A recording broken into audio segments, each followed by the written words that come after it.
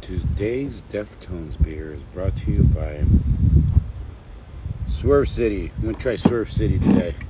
I'm going to have a chance to drink some brewskis.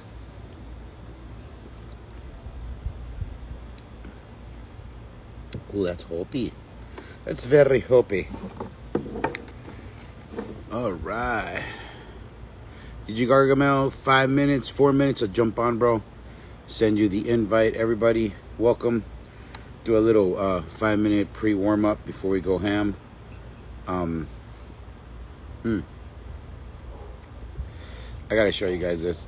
So, a few weeks back, I was cruising in my neighborhood, and I found this desk that and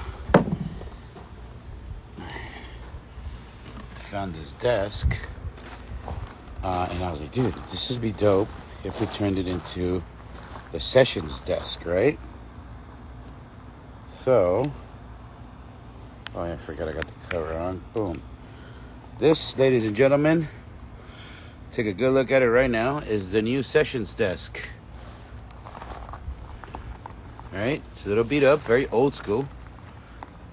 So take a look at it now. And I got everything close by. Ooh. So this is what I'm going to do. I'm going to get it all nice and spiffy. I took some days off. The goal is to make it look cool. I'm going to black it out. Because Rebel Daze, our colors are black. And when they're in the front, put Rebel Daze on there. So that's going to be the... but I feel like Johnny Carson right here. Do I just need a pen? Signing off, everybody. It's a good beer. You guys haven't had a chance to have the Deftones Belgian Beaver beer? That's amazing. Come on, DJ Suave. Why would I do that? You know, I'm outside in the elements. I mean, you know, we went 2.5 hours. I was freezing my ass off when I interviewed you. That right there was classic fucking TV, bro. I'm freezing my ass off listening to your stories, and now I'm sweating my ass off about to hear Gargamel stories. So, it's gonna be fun, man. I can't do that, man. Can I be a RebelDaze702 DJ? Dude, why are we even asking, bro? Why are we even asking? Ya tu sabes, bro. Bringing in McFly, man. He was getting down the other day. BT, what's up? Hardcore. Yeah, McFly spins now, bro. Elliot Hardhouse, welcome, welcome, welcome. Thank you for joining us. This is going to be fun. I'm excited. For you guys that don't know, sessions every Wednesday. We talk to DJs, promoters. Hell, next week, man, is going to be a blockbuster next week. Let me drop this real quick and then we'll go live. Next week, we will have Brita straight from Ireland. From Ireland, Limerick, Ireland. Will be joining us on a Monday sessions. And then on a Wednesday sessions, you guys got to make sure you pay attention to this. Next Wednesday is going to be the first ever live sessions. Now, we always do them live, but this time I'm going to have the guy sitting right next to me that we're going to interview you. I'm not going to drop any names yet, but it's a huge name.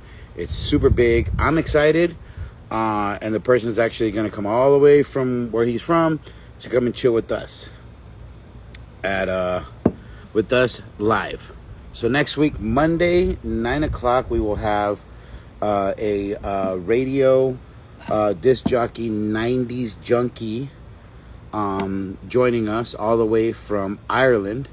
We're going international. Our first overseas interview. So that's Monday with Brita from 90s. We've been promoting her. She's an amazing girl. It's going to be awesome to get a chance to talk to her. That's next Monday. But then Wednesday, we're also having a huge name joining us, and literally is going to be sitting right next to him. We're going to be doing this first live interview sessions. But today, I can do the drum roll now. Ladies and gentlemen, I've been hearing about this guy. Boom. Welcome to another exciting episode of RebelDaze702 Sessions. I'm your host, Grease the Godfather, and today I've been hearing about this cat for a minute. Ever since I started, a lot of DJs have mad respect for this guy. Nothing but great things I heard about this guy. I'm excited, and I'm glad we got the chance to get him on our page. Fresh from House Issues, the one and only DJ Gargamel. Let's get him on, ladies and gentlemen. Sending the... Is that... Oh, my God. Wrong guy. Let me get Gargamel here.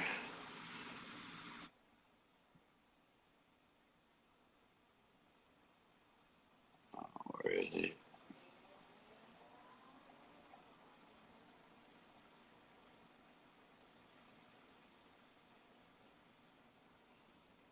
Bam. Send the invitation to DJ Gargamel. Can't wait. It's going to be fun. What is up, man? What up? How's everybody feeling? Good, brother. Thank you, man. I really appreciate you you coming down and joining us, man. I really appreciate that very, very much, man. What up? Thank you for having me. Man. What up, Jizzle? I see Jizzle just logged on. Shout out to my family. Johnny Aftershock, Latin Underground in the house. Bro, shout out to OG. Fam in Compton right there. As soon as I threw you on there, dude, people were going mad. Like, they were happy to see you. I've heard nothing but great things about you way before when we started, like, 2 years ago on this page. DJ Gargamel. And I'm like, oh, and like I always tell everybody, we're a little deprived of what greatness was happening and is happening in SoCal because we're here in Las Vegas. But I'm always willing to, like, learn and hear, and I'm telling you, man, your name's popped up billions of times, so I'm super excited to have a chance to talk to you, man. Thank you, brother. Thank you. I'm just a regular guy, bro. I'm just a regular guy, just like everybody else. I mean, just living, through the passion, just like everybody else. So word up. But thank you. No problem, brother. So let's get to it. I like to start off like I have no paperwork. We just go off our top of the noggin, bro. Share some stories. Word We're up. nothing thing. So take me to the beginning, man. Where's DJ Gargamel from? How did this all begin? The passion, everything, man. Let us know how everything started. Where you originally from? I'm originally from Watts. And, in that area, in, the late 80s and the 90s or whatnot, you have a lot of DJs that were coming up who are pretty much the foundations of our DJ culture. The people like Joe Cooley, Dre, my mentor, Aladdin, Julio G, all those types of people like that. And even like on the house tip, you have, one of the first people to make a LA house track, Mellow Man Ace out of Southgate. Watts and Southgate, Linwood, everybody grew up in those, with each other in those areas, Compton. And you had a movement during that time, all our hometown heroes, shout out my big bro, Eddie Chill, AKA Mr. Flashback, rest in peace. My brother Orlando, who we just DJ'd with at House Issues. Super cool, dude. LaRock out of the SGV. All the guys, from back then, Alex I, our brother Lenny V. Those are the guys who, because I'm younger than them, but those are the guys as a kid that those were my hometown heroes, like on the house side, you know. Um, but on the hip hop side, you know, I was rolling with like people like Aladdin and Aladdin and Julio. They were going out to Chicago and whatnot, and they were battling people like Bad Boy Bill and all and whatnot. I mean, there's a timeline, like you could look online and you could see Aladdin with Jack Master Farley and whatnot. So it's like all the house stuff. It's been in the city. It's been in the Hmm. city. So you know, house and hip hop and all that. It's always been around. Say my environment and whatnot, and you know, those are my hometown heroes. Those are the people that those are the people who I looked up to, because everywhere where I grew up, man, all we had was the people who we looked up to were either dope dealers, you know, dope dealers, pimps, players, or gangsters, and then you know we had our DJs and shit, you know. So you know that's the path that I chose, you know. So Nice, man. Yeah, I mean, you always hear stories from those areas. I personally was born in LA. I mhm. lived in South Central, right there off of 30th Street in Vermont, till I was like 8, 9 years old. And then Or we packed our shit and we came to Vegas. And that's a lot of the stories from the beginning of Vegas, being a Latino, being a Mexican. A yeah, lot of people are likewise. coming, yeah, coming from Echo Park, coming from all that, Mhm. coming over here, and then we kind of set our ways here. But we also always had the connection to, we call it the motherland, because we still had family we go visit and stuff like Mhm. that. And I remember going back and seeing, I had family in Southgate, I had family in Yeah. Compton, HP, and you still Mhm. see, you would see, like you're saying, you know, the drug dealing, the gang banging, and stuff like that. For us, it was here, Mhm. but less of the influence like how you guys had it. Mhm. Um, tell me about your first encounter with the DJ, man. Like, you know, how old were you? Turntables. What was the song that captivated you to get going? Um, well, as far as the music, like you know, out there, like in Watts and stuff like that, I had a huge family. I still have a huge family. My family's generational out there. You know, my family moved to Watts like in 1901, maybe like 1902 or so, after the Mexican Oh shit! Revolution. Oh wow! So so with that kind of said, like I lived in a family home. And because back then, you know, out there we lived like 10, 15 deep, you know, in a house. Um, and my dad had me when they were young, like 17. And you know how it goes. It's like the the youngest uncle is like the, you know, to the oldest cousin. They're like brothers or whatnot. And every sibling kind of is into something else. So my one of my uncles at that time, he was kind of like more into like the hip hop stuff, like you know Doug Lazy and everything. And my uncle before that, he was more into like you know Planet Rock and all that stuff. Um, Eric B and Rakim, and then my mom and all them, they were into disco. And then my uncles and all them, they were into you know like the oldies and stuff like that. And then my older aunts, my ancestor, they were into like you know the rancheras and everything like that. So there was music always being played around me. um, but for me, the first times that I was really kind of like you know say cutting my teeth with it, I probably was like about 11 years old, and that's when I started you know to hear about people like um, you know Aladdin, and see during that time, man, it you know you had the LA riots going on. This is Hmm. like not the LA riot. Yeah, you had the LA riots, and there was just an energy. There was just an energy in the city. You had like a new wave that you felt that was about to come on.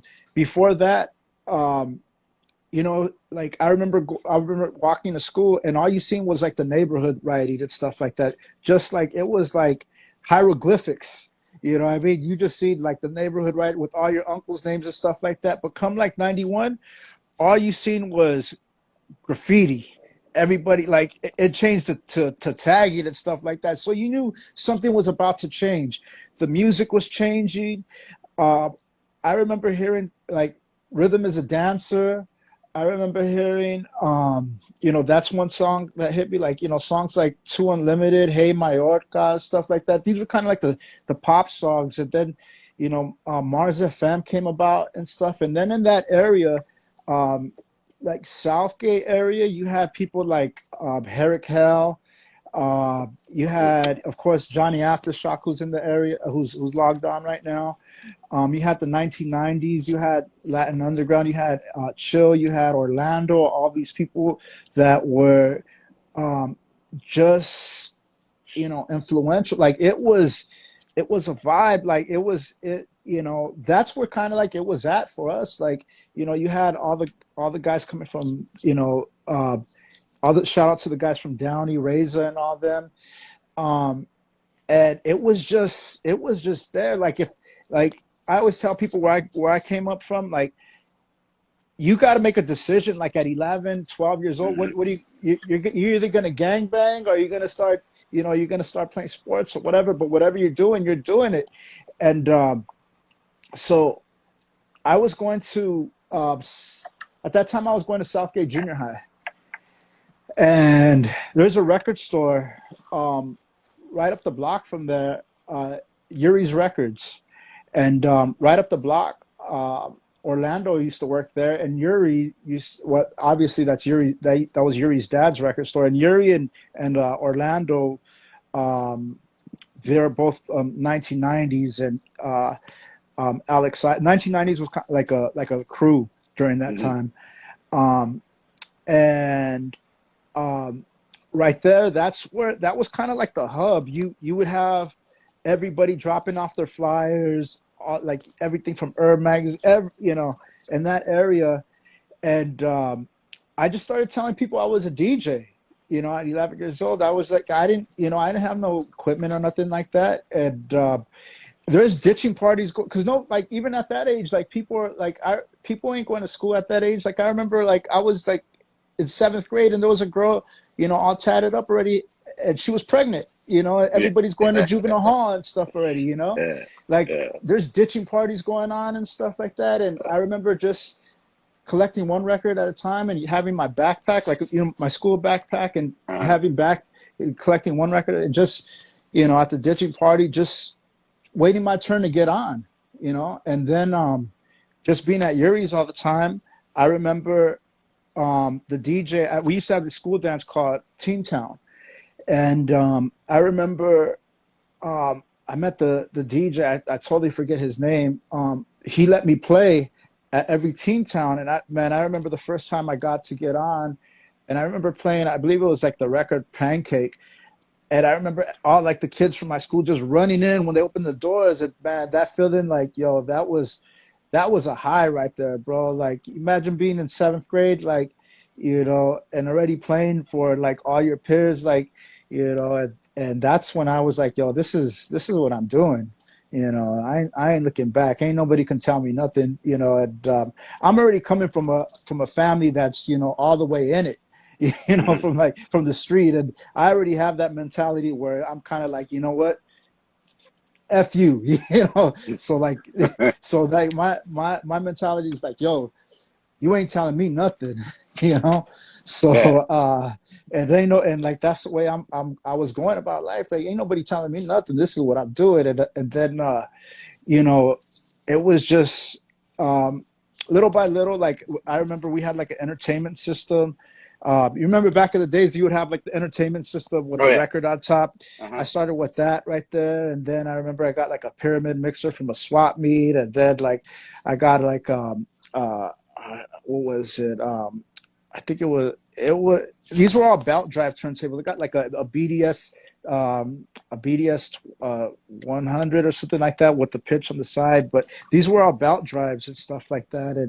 And I ended up moving to Norwalk like 95 or something like that, and then I got my 1200s. But by this time, I'm already like 3 years into it, you know. Yeah. So like, you know, by the time I get over there, like, you know, I'm still communicating with people like Aladdin or whatnot. And our thing was just like, we wanted to be the best. So we're battling DJs, we're doing that. And by the time I went over there, I'm like, yo, like, what's up? Who wants a battle? That type of stuff. Cause, I'm here, cause I'm like, bitches. yeah, like that. I'm like, what's up? Who wants some? And I took that, because the story with that is like before that they had this freeway called the 105 freeway, Hmm. and before that they were barely building the 105. And once they built the 105, a lot of families from Compton and Watts and all that, they all moved out to Norwalk because that's the city where it ends, and that's how Easy E moved. He ended up there, and all the people like that, and that's how my family ended up moving there because my immediate family, because my mom was like, I don't want your little brother to be like you, knucklehead, and so that's how I end up. Because the next city is Cerritos. That's how I end up meeting people like DJ What from the Beat Junkies, Redmatic, Mallow, and all them. And I start to create a relationship with all them. And yeah, I mean, it just started. This is something that I've never stopped doing. Since I was 11 years old.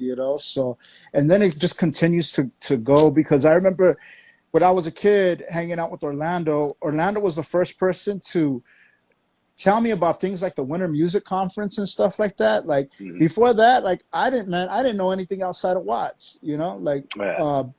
So I remember the first. Well, before that, I was still battling, and I started going to places like San Francisco and things like that. And one of the crews from San Jose actually sponsored me to go to the B-Boy Pro-Am. Mm. And that's like a level ahead. That's just straight Zulus, and that's when like bam, he's like, yo, everybody in the room is Zulu and stuff like that. But that's the first time I went to Miami. I'm still a teen at that time. And but that's when I knew I could get out the state. I was like, wow, like, like, because when you're coming from where we're coming from, we don't expect to go anywhere but fucking jail, you know, Yeah, um, yeah, yeah, yeah, you know, and then after that, I was like, yo, I want to go to this Winter Music Conference stuff, and then I think I was like 20 years old or something like that, and I started working for this company called Vestex. Um, Oh, and I was working with them throughout the time of before like 9/11 had happened or whatnot, mm. and so they felt like the ripple effects, and then they went to Japan. But the point of that is that's where I started to make some connections with people like Ron Trent, um, and I started to really make a connection with all the junkies or whatnot. Um, so with that said, I start connecting with Spinna, and then once Spinna comes about, he connects me with Kenny because we're all collecting records or whatnot. And then with Kenny, that's how I connected with Louis and all those people throughout East. And I started spending more time out there, and that's why I never necessarily tripped off at the LA house because I was more focused with the big, like, the Hmm. family out there, and, Kenny Dope, Louis, fucking Ralphie Boy, Terry Hunter, Wayne, who we all became partners some way somehow, and still to this day. I still do business with Wayne and Terry. We actually just did a little. I brokered a deal with them actually like last week. So um, yeah, I mean, I'm probably rambling on too much and Oh, shit. no, no, no, Yeah, no, no, man. I mean, yeah, that's the beauty about the show. We just go off of the stories. I'll listen to you. I'll bring you back a little bit. You know what I yeah. mean? Go ahead and bring me Um, back. I don't want to talk too much. no, no, no. It's cool, man. We got time. So real quick, for all you guys listening, there is a little circle with the question mark on the bottom. Please feel free to go ahead and drop your questions there, and then later on the show, we'll ask DJ Gargamel about them. If he wants to answer them, cool. If he doesn't, he doesn't. It is what it is. I want to go back because something that you were saying right now that really captivated me is like by the age of 11, growing up where you grew up, you kind of already knew what you had to do. Either you're going to Hmm. gangbang, or you're going to do this, you're going to play Hmm. sports.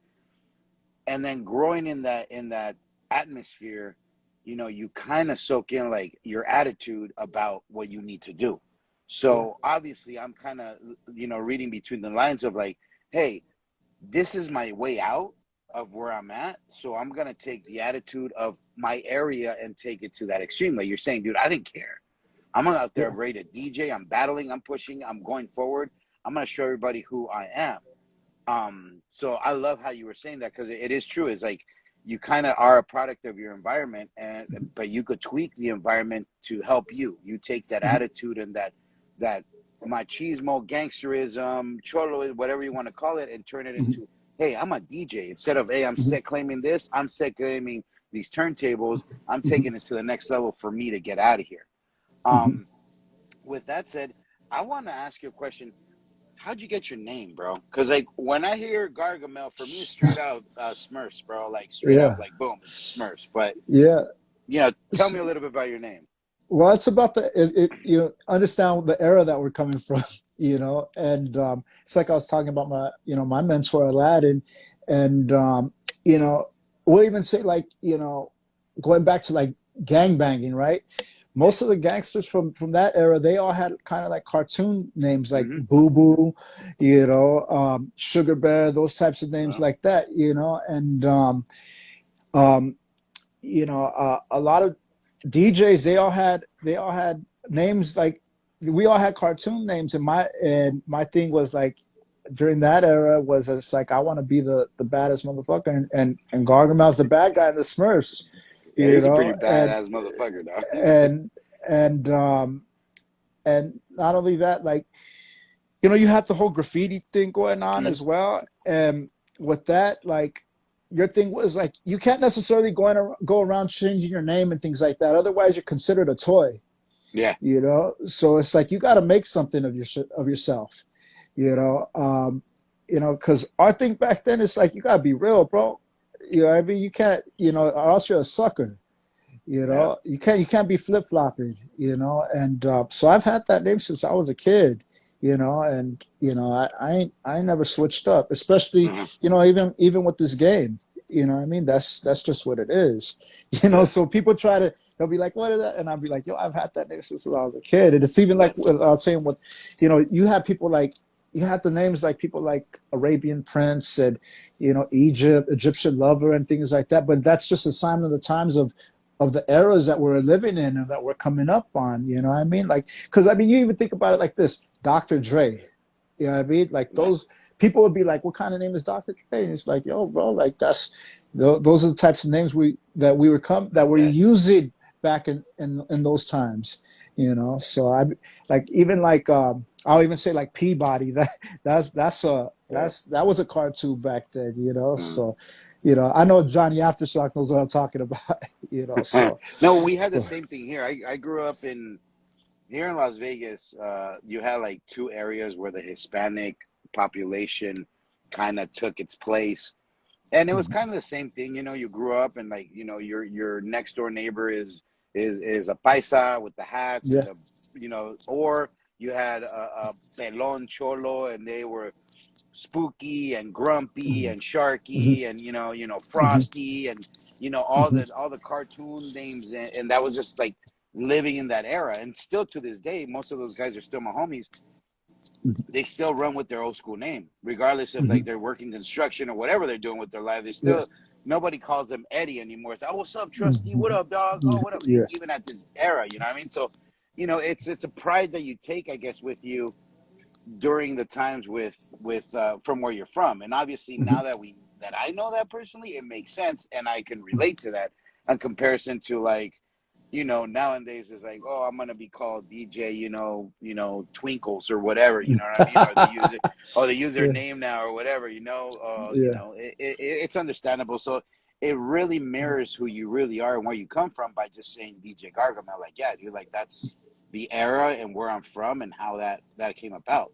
That's pretty sick. mhm, Yeah. So I was right. I was like, oh, he's from Gargamel was a pretty badass motherfucker. Him and his cat, bro. So I remember I used to watch the cartoon all the time, bro. yeah, Right yeah. on, man. That's cool, man. So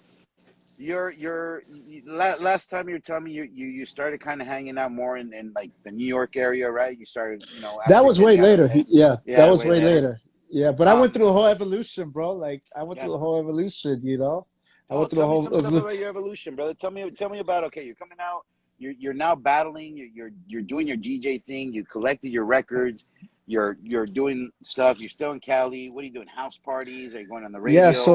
so yeah, I did some of the power tool stuff and all that. I think I was like 16 or whatnot, but before that, um, you know, you had this evolution of music. Um, you know, I think it was about like 92 going into 93, you had, you know, the breakbeat hardcore stuff that started to evolve into jungle, and then the scene started to change. You know, all the dudes that I was looking up to, they started to get older and they started to go into the club scene. And then the other half started to go into the underground scene.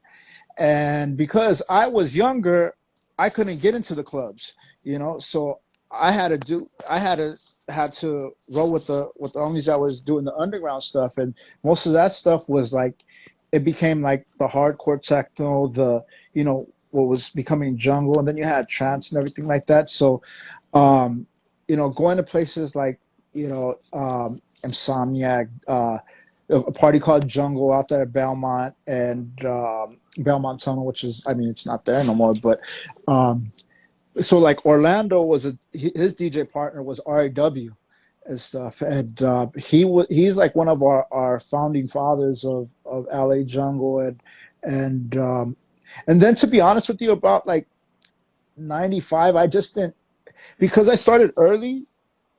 Uh, and house was something different in LA. I would I just wasn't feeling where house was going, you Mm-hmm. know. As far as LA, me being a kid because like I said, I started early and I was evolving at a different pace, you know. So I was just getting more in depth with the music, you know. So now, you know, I'm listening to, you know, the music from London. I'm buying records from, I'm buying imports, I'm buying all types of stuff like that. You know, I'm listening to different I'm not just listening to the local DJs. I'm listening to DJs from around because now I'm studying the magazines. I'm studying, you know, like I'm really Mm-hmm. in depth with stuff like that now. And I'm like, all my buddies, and especially when I'm listening, I'm like, oh, you don't know about, you know, this DJ, that DJ, etc.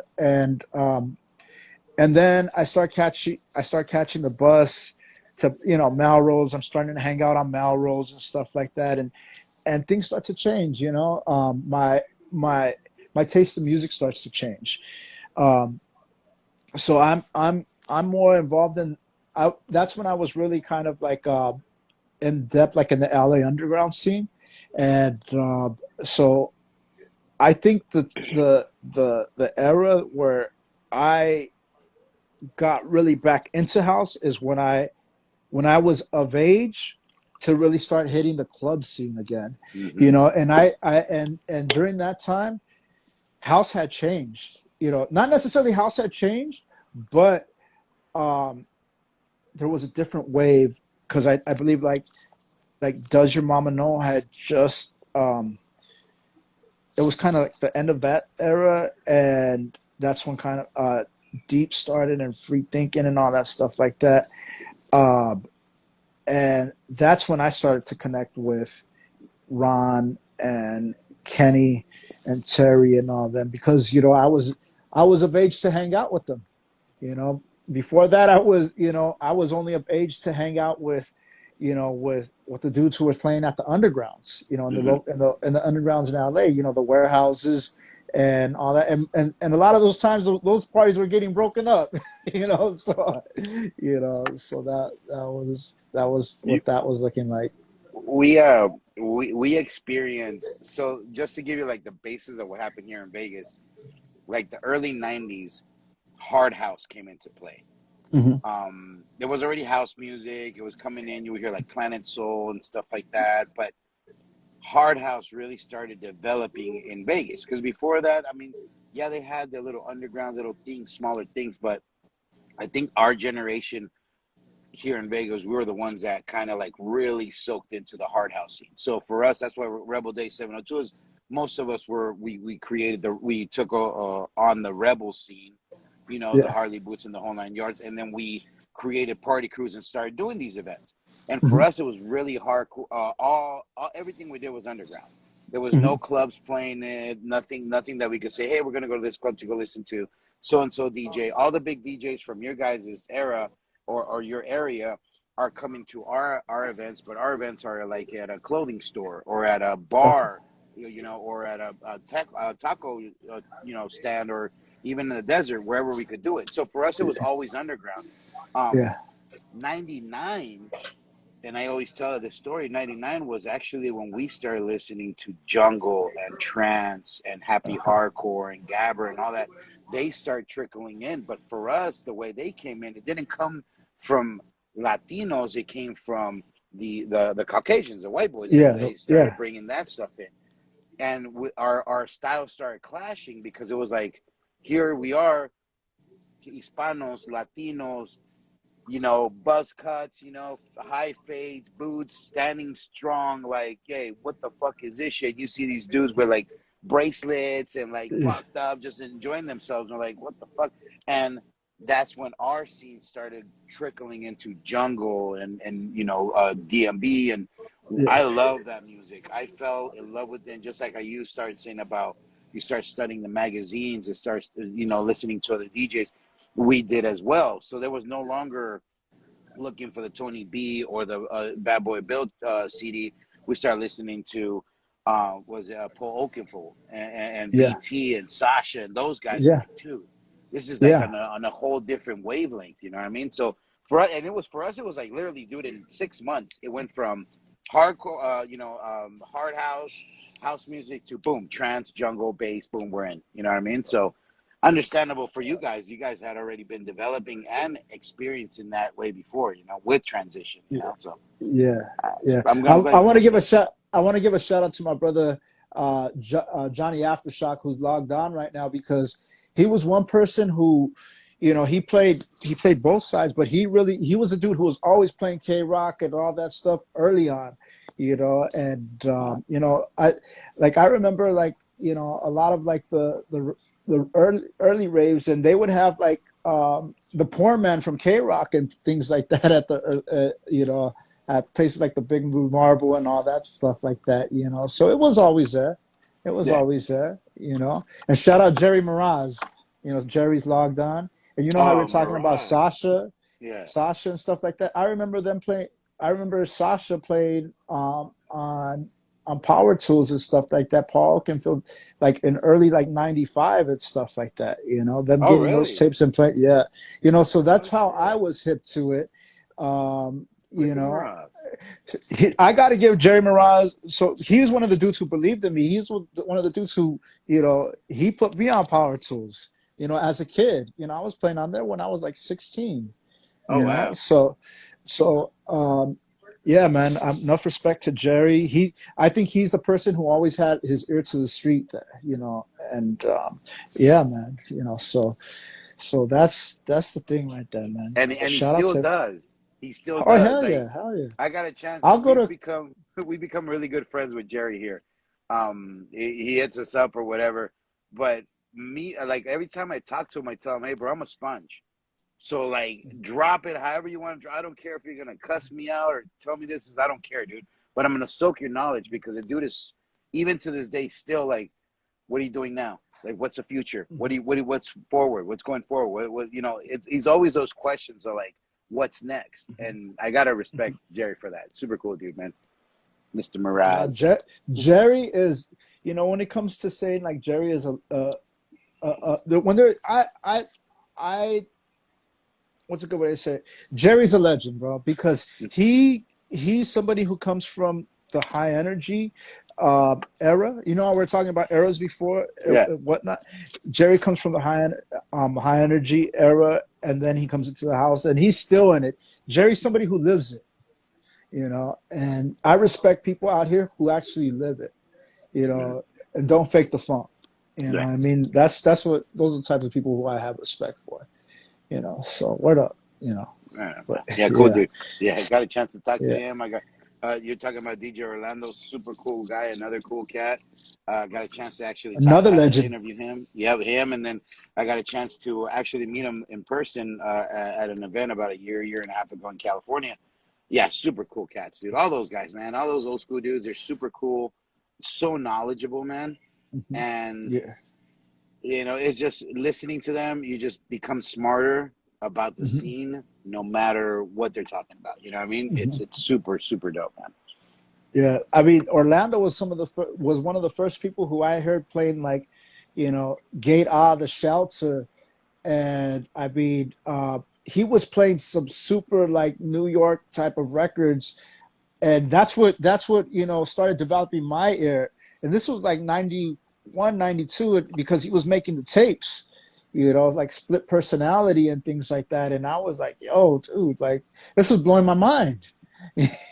So yeah, man, and it wasn't the stuff that you were hearing on the radio. Mhm. So yeah, I mean, Orlando is a big influence on me, bro. So word up. Yeah. Yes, super cool cat. We got a chance to bring him here. We brought him here, like I was telling you earlier, when we would bring them to our raves, underground. Hmm. Orlando, AJ Mora, Tony B, Alex Peace. I think Bam Bam made it here once or twice. So we got, both. We had a lot of influence from both the Cali and the Chicago scene on the house era. But like I said, our little group, because there wasn't a lot of Hispanics here in Vegas when we came, man. I mean, our raves were like the same people at every rave. It wasn't like you Hmm. guys. It's like you had different styles growing, in different areas in California or in Southern Hmm. California. You had these 3 or 4 cities were doing this. These 3 or 4 cities were doing that. Vegas is just one big city. I know they have North Las Vegas and Henderson. Now they're bigger, but back then it was just one little thing. So for us, we were all soaking the same energy in. You know what I mean? So for us, it Hmm. was like, oh, here's the same 1,000, 2,000 people that were at the same rave, last week or whatever. So it was cool to have that to compare or be connected to you guys over there, like Orlando and all those guys, because those guys were the ones that were doing it for you guys there too, man. Hmm. Word up. Sweet, man. Take me a little bit more into like the house music, dude. Like I know you mentioned that you kind of weren't liking the house deal, you kind of in and out of it. Yeah. Well, I mean, so obviously, like about like 95 or whatnot, the it because I started early, and you know, when I first started, like I was listening to Mars FM and stuff Mhm. like that, and the songs that were getting to be like, it was techno at that time, so you're listening to like, uh, um, what's that, like ecstasy. It really gets me going. Like it was just a different vibe and stuff. You're listening to James Brown is Dead and all these types of songs like that. And with the hard house, it just wasn't doing it for me, bro. Like it just felt like, it like so that's when, especially the DJs that I was respecting, they started to go a different route, and they were either going more underground or whatnot. So that's what, because I'm still young, bro. Like I'm like 14 years old, so I felt like I'm following their lead, and so that's how I started going, like even like Raisin and all them, they start throwing the Massives, they start throwing Love Fest and all them stuff. And even the house that they're playing is different or whatnot. But as far as like the mass on the radio or whatnot, it just becomes like it becomes way out and stuff. And that stuff didn't give me the same feeling as the feeling that I was getting when I was listening to the original like tapes with Orlando when I was like 11, 12. So but the stuff that like RAW and all of them were playing, like I was like, yo man, this is brand new. It's moving me. um and then you even had like DJ Dan and all of them, they were playing new stuff because you have this breakbeat stuff starting to come in. um, and I'm starting to go to more of their parties now, And then they had this club called Magic Wednesdays. So you had the all age clubs at that time were the Arena and then Magic Wednesdays. So I'm at that time, I guess I'm looking for cutting edge stuff. You know, that's the thing that's more. You know, I'm looking for cutting edge music. You know, and so going to Magic Wednesdays, that was like a club that was like more cutting edge for like the kids. You know, and like I remember hearing like LCD sound system like right there, like in like '95, bro. And like I have Eli Starr, like Taylor was like the huge DJ in LA during that time. Like he was like our Paul Oakenfold, you know, Taylor and Sandra Collins there. But I'm getting a chance to hear them at that time. You know, and I'm like 14, 15. I actually just posted a picture of me at Magic Wednesdays with Curious, DJ Curious, and you know, that kind of was like my school at that time. You know, so I guess like I'm not necessarily like I'm not dissing Hard House. I was just looking for something that was cutting edge, if Yeah, you that makes grew up. sense. Yeah, you Yeah, grew up, man. I mean, you yeah, grow up, and as you grow up, is a different taste. You know what I mean? Maybe you yeah, didn't like yeah, hamburgers, and now you do. You know, it happens. You know yeah, what I mean? And, yeah. So I mean, because that even happened with the jungle stuff. uh-huh. So like the jungle stuff got too techie for me. About like '99, it got too techie. Like it lost its soul.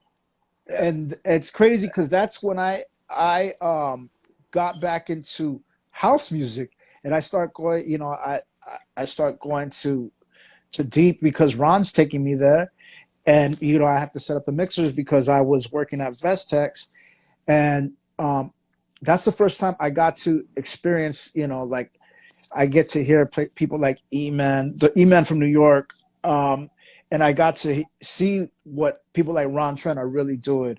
And then I got to see like Louis just fucking tear shit up, bro. Like really like just annihilate a club. And that's when I was just like, whoa, you know, and I was there like every week after that, bro. And yeah, that was a special time for me, you know. Yeah. And then I'm going through different things in life, and that's when I felt like the music was helping me get through certain things in life, if that makes sense. Because Oh yeah.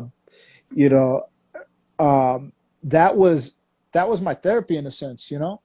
And yeah, man, like that's I during that time I lived my life 4 to 5 days in the clubs out here, you know. So yeah, man. Shout out my old school DJ partner, Mixel in the house. You know, that's LaRock's brother. You know, All so right. yeah, yeah. So shout out to Canoras, shout out DJ Ism, rest in peace. Shout out Trap, all the. So yeah, that LaRock got nothing but brothers that are DJs. And all. I used to go out there all the time, Almani. Those were so me and Mixel used to be jungle DJ partners, and then you had LaRock, Oh LaRock shit. and Orlando used to. Dude, we're all connected. We're all connected, bro. You know, so yeah, man. Your Yeah, your so your your knowledge is insane, bro. Like I'm not gonna lie to you, bro. Your knowledge of music, of the people that were doing the things at the certain time and the movement, like nobody can question ever, at least to my knowledge of what I've learned, is that bro, you really did get your face in those magazines. You know what I mean? You really were soaking in the elements of different kinds of music to what it fit. Because I know a lot of kids nowadays don't understand. It wasn't like, oh, you just pick up the phone and, oh, let me research this DJ or what kind of music. Like back then, you really had to like put in your work and be like, all right, I got this record. It's amazing. Who's the producer? Who's DJing? Oh shit. Okay. Let me go. Okay. Well, magazine. Oh, I heard he was on this magazine. Look it up. Oh, hey, you ever heard of this cat? Oh yeah, da da da da. Da. So you're really putting in your legwork to know about the music and the genre and how it's becoming and stuff like that, in comparison to now. So yeah, my hat's to you on that, bro, because you're dropping some names that I haven't heard here in a long time, and then a lot of like knowledge about what you were experiencing with the DJs that you got a chance to work with. You know what I mean? So that's pretty sick, dude. yeah, I That's pretty mean, dope. just kind of like to touch on that note where you're saying like the magazines and whatnot. I felt like that was my school, Mhm. because school didn't interest me at all. It didn't interest me at all. Like I would ditch school just to practice at home, or just to hang out at the record store, because hanging out at record stores was different back then. You would Yeah. kick it all day and just, chop it up with the DJs and be like, yo, what record is that? Just to listen to the records, that were coming out that week or whatever. It was That's what excited me back then. That's what just to hang out at the record store. I Yeah. didn't want to be at school. I didn't want to be at school for nothing because that was that was what was way cooler. Just kicking it with the DJ, with all my DJ partners back then. That's how you built a camaraderie. And even back then you could go to just a different record stores, even if you had to catch the bus or whatever. And yeah, that I remember, like, when my report cards would come and they would my attendance would be down and whatnot. My parents, they'd take away my DJ system. That was the only way they could punish me. But I go to my buddy's house to go DJ. you know. Be like, oh, But mom and dad. Okay, I'm going to Joaquin's house later. What's it's up, funny because man? that's my stepdad's name, and he fucking take off my shit. I'd be like, man, fuck this. That's my son's name. That's why it Yeah, popped up right now. I was like, oh, my son's yeah, name. That's funny. yeah. I'd be like, No, fuck it's this. they had to find a way. Now that I'm a father, bro, it's like I'm always trying to find a way. Like I don't want to take away shit from my son, but it's like, dude, like he's into dinosaurs right now. So I'm like, he's been an asshole. So I'm like, I have a garbage bag and I like throw all his dinosaurs in there. That fool has shit hidden everywhere, bro. It's like 2 minutes later, he's playing with another dinosaur. It's like, ah, fuck. You know what I mean? So I understand, dude. I understand what your parents were going through, bro. But that's yeah. cool, man. It's, dude. Honestly, bro, like I'm not BSing you, man. When I started doing this stuff, and sessions was kind of like our first show we started doing on this page, and then once we started like getting into the California scene, it was like, oh, DJ Gargamel, and I remember who was it? I remember it was either DJ Wong Chop, I think it was. He had mentioned your name, Yeah, and he's like, dude, Bobby. DJ. He was So like going back, DJ going Gargamel. back to, going back Uh-huh. to the Norwalk thing, right? Remember I told you I Uh-huh. moved to Norwalk, right? Yeah. So I got all these kids into DJing and shit. He lived across the street from me and shit, Oh, and I okay. got him into DJ this shit. Yeah, Oh, no shit. yeah, Okay. Yeah. He's yeah. an amazing I got all DJ. the kids. I got all the kids into DJing right there because I was like, "What do you like?" I was like, "What, you guys don't DJ out here? What are you guys doing out here, man? Come on, man, let's get it together." They're at the Yeah, park but he'll catching tell you. frogs and shit. Yeah, nah, they were just doing kid stuff, playing Yeah. baseball, all that type of stuff like that. Uh, You know what I mean? But when I moved out to, like, Bobby literally lived across the street from me. Shout uh, out to his mom Anna and Gina and stuff like that. But yeah, he'll tell you I'm the one who, him, Manuel, Tony Tiger, all those guys like that.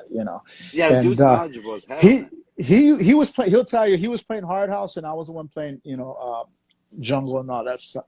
By the time I moved to Norwalk, I was already playing all that stuff. You know. Oh, okay. Yeah, but I still had all my OG house records and stuff, Uh, so yeah, yeah, he so told me, shout he's out. like, I had him on, and he's like, we had him like, I think he was one of the like the few first DJs that I invited that weren't from Vegas, because that's where we kind of, the idea was just to do a Vegas thing and tell people, hey, we had a party scene too. Here's our life, but then obviously, like anything happens, evolution happens. So we Mhm. had him on, and he told me about this Asian cat that spins on 15 on four the little ones, for was it 45s, 45s, little, yeah. yeah, and the dude's amazing. So I follow him. He's in Japan, and the Uh-huh. dude just gets down, and then he's like, yeah, DJ Gargamel. And I was like, DJ Gargamel? He's like, dude, you gotta find that guy and get him on your page, dude. That he's amazing. And I was like, DJ Gargamel. And then as I went through, moving the stuff around here on Instagram and talking to the different people, they're like, DJ Gargamel, DJ Gargamel. I'm like, oh, okay. All right. Yeah. The dude from the Smurfs, yeah. All right, cool. Yeah, and here we are, bro. And like I said, man, as soon as it was maybe 6 months that we were into this page, your name came up. And then after that, literally, your name kept coming up. And I can see why, bro. Uh, Like the passion for DJing, not music. Because, I mean, you have the passion for music. but your evolution with different genres of music because Mhm. of DJing, bro. Like, Mhm. yeah, much respect, bro. And everybody was right, bro. Like, Right. you are pretty badass already, man. That's pretty dope. Oh man, I'm That's sick. just doing. I'm just I'm just running with my passion. Yeah. So that's that. I don't. Yeah, that's that. But Well, yeah, I was actually on here when Animal was here. So I got to shout out Animal. I mean, he was, yeah. he was giving me some shouts. But yeah, shout out Animal too. So word. That was a good interview too. Yeah, good cat. Yeah, and like I said, like for me, it's super awesome because I'm learning your guys' story. I'm learning who you guys are for the first time.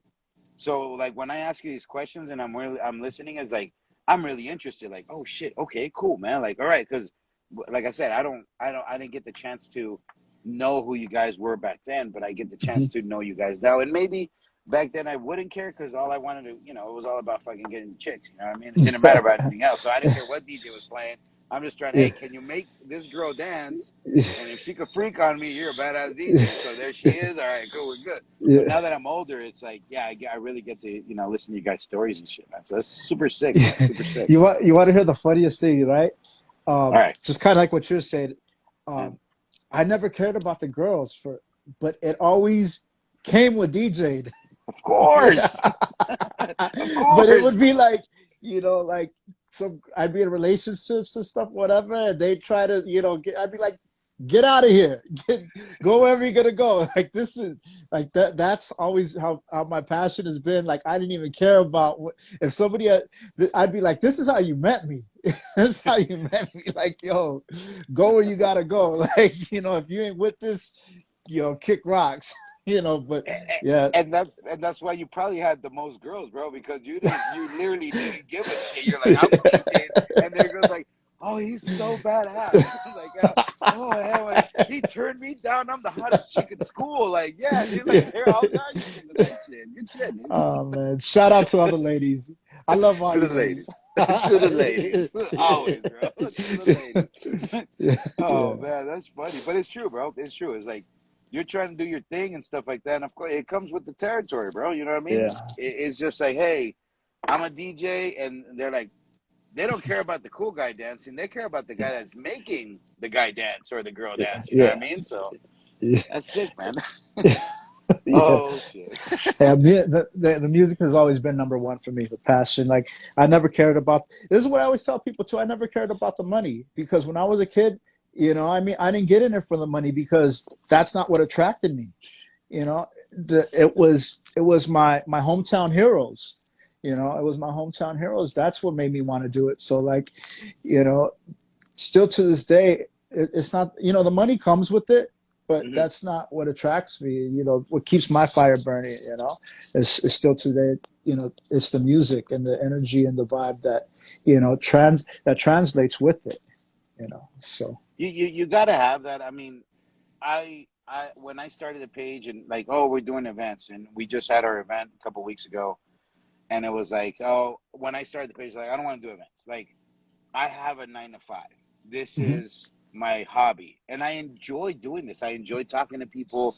I never knew it was gonna, translate to anything, but I mhm, really enjoy it. So when we do events and stuff like that, it's because we have to do it. It's an mhm. evolution. You know what I mean? Yeah. As we progress, but it's really not about the money. Like I said, I Mhm, have a 9 to 5 job, bro. That's what I do for mhm, for my mhm, for my house, for my kid, for my wife, for the car, whatever. mhm, But doing this is what I enjoy doing, and I even mhm. started DJing. Well, I'm not gonna say I'm DJing. I just put 2 songs together and it works. But you know what I mean. But I enjoy it, and I don't expect to get. You know, I'm not thinking about the money. You know what I mean. And I'm glad that you bring that up because a lot of people, it's like, yeah, dude, like the chicks and the money when you're doing this, like, the fucking, Scarface kind of fucking mentality, right? Yeah, Like, you first you yeah, get the money, you get the chicks, and this one's the yeah, opposite. You're a DJ, you get the chicks, and then the money comes. But yeah, it's you got to have passion for it, man, and you'll last. yeah, You know what I mean? yeah, Yeah, you have yeah, passion for it, you last, man. yeah. That's the thing that's going to keep you up 2 days straight doing this. You know. Like It's some hard I times, remember when bro. I remember when I was a kid, bro. I'd stay up 2 days practicing, bro, because I loved it so much, bro. Just cutting and everything, just trying to figure things out, how to, because when I was a kid, bro, my turntables, I was using belt drives. you know, and I'm like, how do I mix these records? You know, how do I make it sound like, you know, that tape that I just heard, or how I just recorded on the radio? Like, how do they do Uh-huh. it? You know, that type of stuff, you know, and, you know, just, you know, having to use your, you know, ride the grooves and stuff like that, you know. So, yeah, that's what kept me up 2 days, 2 days in a row. You're 13, 14, you know. So, yeah, man. How was that? I mean, I'm glad you talked about that because like you got your belt driving and then you have your, direct drives, man. How was the transition for you? Like, I know this is offbeat, but I'm really curious, to be Oh like, man, well, the this is a little slower and this is a little faster. Like, you know what I well, mean? the Sunbelt, like I had that BDS 100 at first. I, I was lucky to have that because that had a pitch control. But my other turntables were like a regular Panasonic that didn't have a pitch control. Um, but the thing about belt drives is every now and then the belt will come off. The rubber band will come off. Uh-huh. You know, so you gotta put that rubber band back on the turntable, you know. But moving, I think I was probably like 15 or something like that. You know what's crazy? Because you know you're talking about Wong Chuk Bobby. Uh-huh. Um, him and I used to share equipment for a little bit. Mm. You know, so we used to share like the belt drive stuff, you know, because there's when you're growing up, you're young, like you ain't got money like that. You're just Uh, piecing everything together. And then I finally bought my 1210s, and by the time you got the 1210s, bro, you're rocking and rolling and stuff like because you know how to scratch. Like if you know how to scratch with belt drives, bro, yo, like once you get on 1200s, 1210s, yo, that's like riding a Lamborghini. You know, because you know how to work with the worst. You know, Yeah, you so come in from a Datsun to a fucking yeah, Lamborghini, like, gear yeah, shifting and shit. Like, all right. yeah, yeah, man. No, So that's that cool, man. was No, I always wonder that shit. You know what I mean? Like we didn't, it's like if back then the DJs 1200s. That's it. Like you didn't hear the I didn't get to hear the struggles. You know what I mean? Like you guys mhm, do. Like all the DJs that I always ask, like, oh, Radio Shack was my best friend.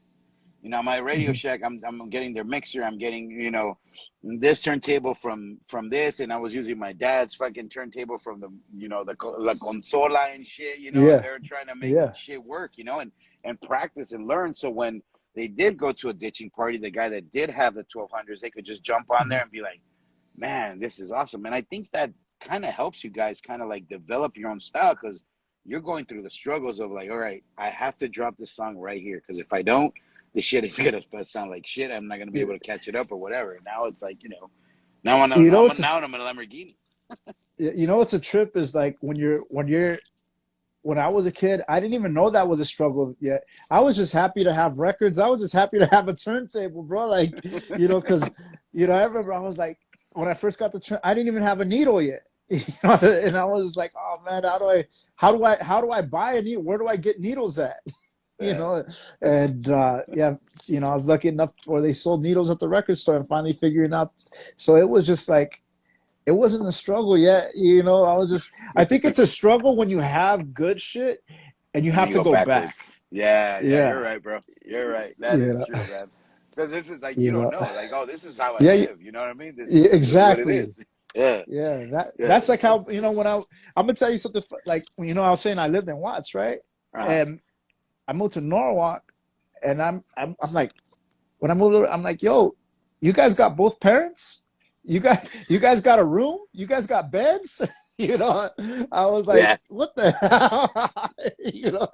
It was just a different world out there and shit. So yeah, It's a man. little shocking, bro. Like, oh shit. Like, oh, Yeah, I okay, was I'm in like, a oh, whole this is a different different world. world. Yeah. Yeah, that's crazy, dude. Yeah. You're right. You know what? That's like keeps going in my head. Like you don't know the struggle, bro. Like you don't know Yeah. what steak tastes like because yours beef steak. Yeah. You know what I mean? Like oh, this is like, I'm used to eating this. Well, I don't know what the Now fuck this is. you're used to eating TV dinners. Yeah, there you Yeah. go. Hungry man or some Yeah. shit. Yeah. Hamburger helper, and Yeah. now you're like, Yeah, fucking, they're bringing the exactly. steak, man. Yeah. No, that's cool, Yeah, man. brother. That dude, your history's amazing, bro. Like your history's so cool with like full with like different eras with like taglines in history. You know what I mean? Like the DJs you dealt with, the music you dealt with, and you were like always. It sounds like you were always evolving before everybody else was evolving. You know, while everybody was Mhm. still doing the house, you're already doing some other shit. You know, that's about to Mhm. take off in a couple of years. And by the time you're done with that, you know, it's already it just picked up. You're on another level. Um, Mhm. what is like your favorite kind of music to get down to when you were doing the whole DJing thing with different eras? Which was your favorite era of DJing?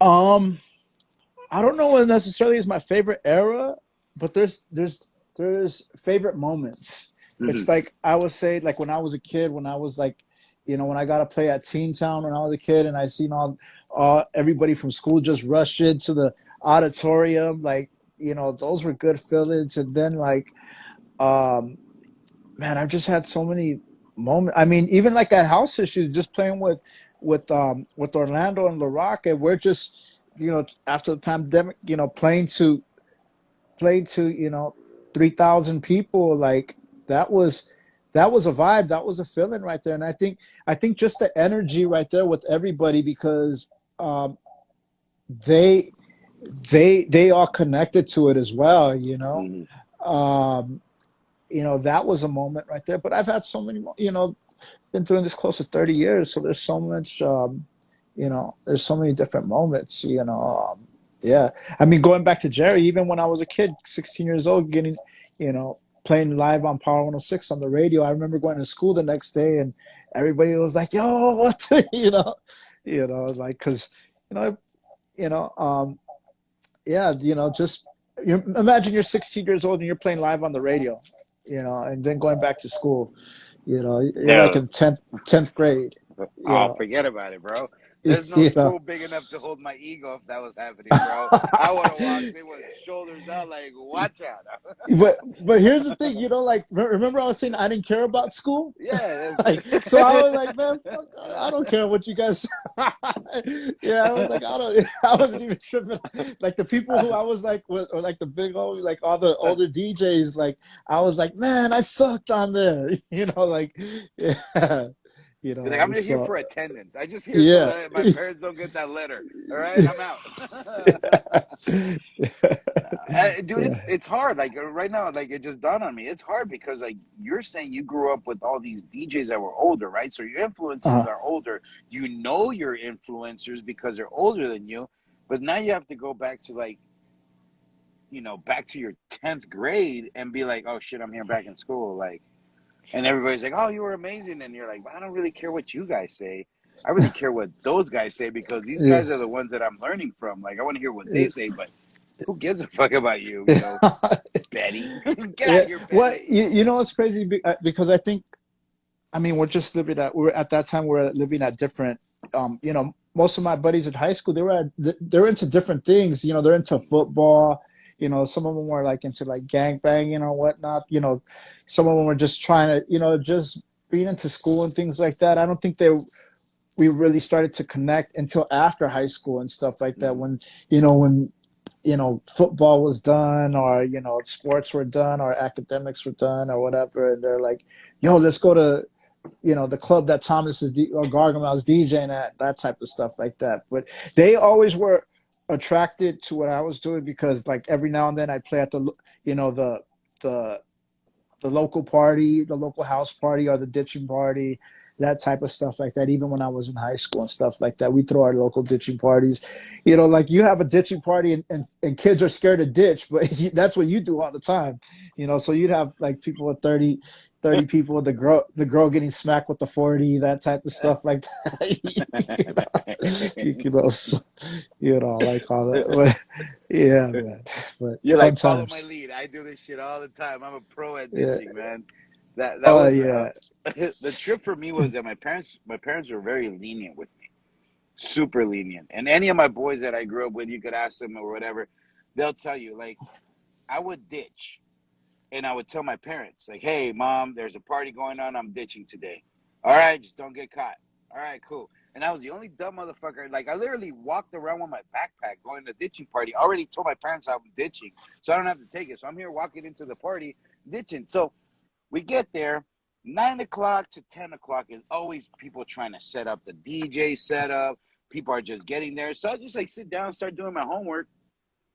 Fucking put it in. By the time 10 o'clock came, the party started kicking in. All right, everybody's partying. I put my fucking shit in my book bag, and here I am, dude, partying and shit. So I got a chance to graduate because I pulled it off, you know, doing that shit. But it was like, why even take your shit if you're ditching? Like, I'll get caught. My parents are like, hey, dude, what did I tell you about getting caught? Don't get fucking caught. All right, sorry. And don't go after over 10 absences because then they expel you after 10 absences here. So, you know, that was a thing for me. That's the funniest thing that you said right there, because I remember I got to a point where I had to take like a card to each one of my teachers and get it signed, right? Because I wasn't going to school. Like, so in Norwalk, there's it's the green line. So like that took me straight to Melrose and Venice, and that's when Fat Beats was. So I'd be like, I'd hop the fence and I'd be like, yo, I'm out. Because it took me like 2 hours to get to Melrose or Venice, and by the time I got back, it was like 3 o'clock. So I'd be at home. You know, that was the time that we got out of school. You know, so like, you know, like for my parents or whatever, like, you know, they figured I was at school the whole time. You know, while I was out there at the record stores or whatever. But I remember one time, so they would call the house all the time, right? And that's when we had answering machines and shit. And I just delete the answering machine. I just delete the messages, you know. But so one time, you know, I had to get all my signatures signed for every class I went to. But I remember one time I'm fucking around in class and shit. And I look back and my fucking stepdad's looking at me in the class, bro. I'm like, because they got to a point where my parents had to go to fucking school. And I'm trying to be a cool guy. And I look back and he's in the back of the class looking at me like this and shit. And I'm like, oh, fuck. Yeah, man. So, yeah. Oh, dude, that would have been fucking. My hair's just stood up and shit. Like, yeah. Yeah, man. Dude. But high school. It's funny, man. We think about it now. Like I'm 41, bro. So you know, now I'm just like we're the same age. Oh, okay, cool. What class are you? Yeah, I'm 81. 81. I was born in 1980. Class of 99. I'm class of 99 too. I'm class of 99 too. Yeah. All right. Yeah. So you develop then of course, man. You developed way younger, bro. Like you said, DJing at 11. Yeah, dude. 11 o'clock, bro. I'm still playing Teenage Mutant Ninja Turtles, bro. Kicking out the boys under the tree, like yeah. You know what I mean? So, and you're over here. You already DJing, man. That's dope, man. Formal, man. Super dope, man. The things that we do when we grow up, man, and now it's like cool because now we're older. We could fucking joke around them and bullshit with them. But back then, that was a way of life, bro. DJing, ditching parties, you know, crazy shit like that. It was always fun times, man. It was great. Let's see. Yeah, let's doubt. Let's start with the. Yeah, go ahead, brother. Oh no, I would say no doubt. I mean, I wouldn't change it for anything. I wouldn't change none of those times for the good times, the bad times. You know, I wouldn't change it for anything. You know, Yeah, I'm a firm believer. Like, you know, people are like, oh, if you could change your life, what would it be? I'm like, you know what, dude, I can't really. You know, there's some shitty shit that happens that you wish it didn't happen, but if you change your past, if you could go change your past, then it really takes away from who you are. Like, you know, I believe that we are what we experience. You know, some of us experience death at an early age. Some experience death at an older age. Some experience the hard life, like you said, freaking TV dinners. Others experience, you know, the finer things in life, and they go back and forth. So I believe that whatever we went through is what makes us, you know, and if you change any of it, then we become something different, you know what I mean? So I'm grateful for every fucking house party, every time a girl turned me down, every time I got my ass whooped, you know, I got jumped or whatever, bro. All that shit, you know, translates to where we're at now. Yeah. Likewise, brother. Likewise. Yeah, bro. Let me jump in here real quick. Let's start to do some questions. For you guys that want to ask questions, I'm not going to read anything you guys are posting on here because I can't read anyways. I'm dyslexic. So Yeah. go all the way down to the little circle with the little question mark on the bottom. Drop your questions right there, and I'll start throwing them up. And let's ask DJ Gargamel what's cracking. All right. We got here starting off with Mr. Miraz. Jerry, what up, dog? Was it Pachuco 3000? What are some of your favorite DJing tricks you used? DJ tricks. I think one of my just like the original one of my original tricks that I learned as a kid was probably transforming, and then like after that, remember I was telling you like something that kept me up for like 2 days straight. This was learning like how to crab like when I was like 15, 16, and yeah, that kept me up like forever trying to figure, because I'm the type of person where it's like, man, it'll keep me up all night if I don't figure it out. So yeah, whatever it is, like that's gonna keep me up, bro. So yeah, like that So, took me a while. so tell me what like those two things that you just mentioned. What are they? Transforming and Uh, what's the technique? What are you doing when you do something like that? so a transform is something that was kind of made famous by people like Joe Cooley, um, Jazzy Jeff, Aladdin. You could do it with either like the clicker or the fader, but it's more of an older scratch, and it's kind of just like it's just like a you know, and it really depends on how much funk you put on it to give it a different sound, but yeah, it's definitely like a scratch from like the 80s, a cut from like the 80s and stuff, and you would hear people from house music to techno and so forth. I remember DJ Dan you know used to cut it up with the transform REW and all them and stuff like that, so yeah, yeah, yeah.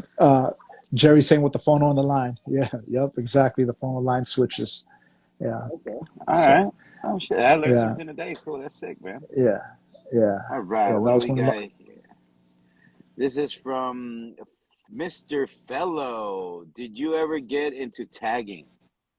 Yeah, I got into graffiti uh, before I got into DJing.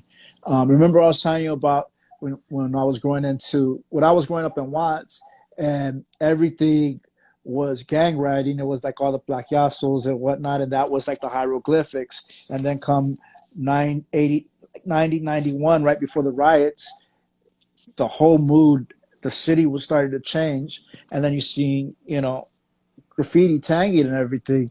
And and I remember I was going to a Catholic school in Linwood at that time, St. Emilius. And we start off early over there, bro. And then every fucking tag you with a marks a lot, if white out, fucking shoe polish and shit like that. Yeah. Yeah. So yeah, this is like 91, 92. But we're little kids, we're little kids out there, fucking just emulating what we see going on in the and the area in the neighborhood. So yeah, but I I think dabbled it on that. was. I Go think it ahead. was it was DJing that really just that's what really just fascinated me. You know.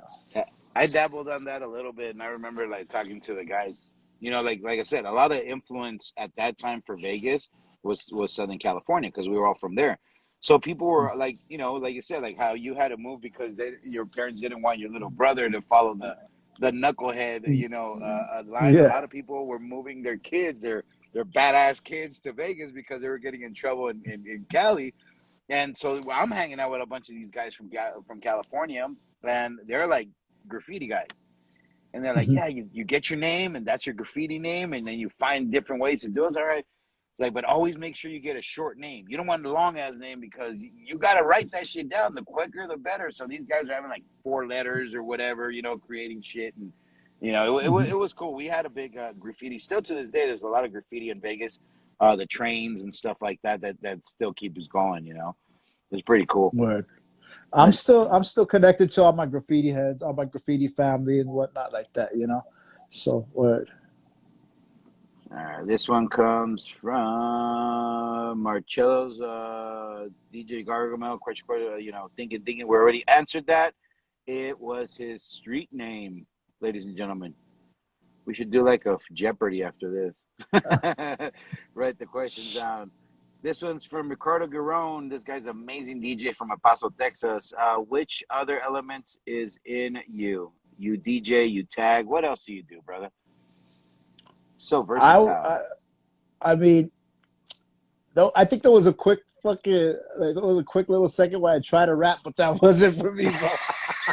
I think that's what I was smoking. I was doing too many drugs as a kid, but I haven't even smoked weed since I was 19. But yeah, you know, all my buddies, like I'd be DJing and all my buddies from high school, like they'd be freestyling and stuff like that. And I'd try to, you know, get in the cipher. But yeah, that wasn't me. I'd be like, I better stick to DJing.